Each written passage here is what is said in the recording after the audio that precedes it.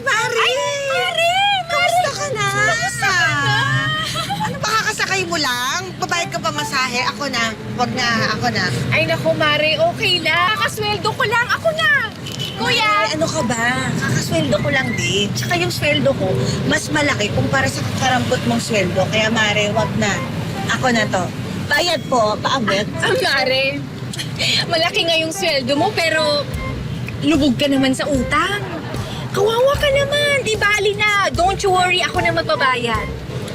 Mare, oo, tama ka. Lubog naman ako sa utang talaga. Pero at least hindi ako nagtatago sa mga inuutangan kong loan app. Kaya Mare, wag na. Ako na to. Bayad po, 2. Teka lang, Mare, ah.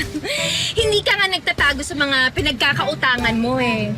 Iniwan ka naman ng asawa mo. Kawawa! Kawawa talaga. Ako na, Mare. Huwag kang mag-alala. Ako na to. I got you. Teka. Iwan ka rin naman ng mister mo, ah. At least yung sa akin, nagsusustento kahit pa paano. Ikaw, isayo, iniwan ka lang na parang bula. Kaya wag na. Huwag ka na mag-abala. 2. Excuse me. Huwag na. Ako na. Bakit ikaw?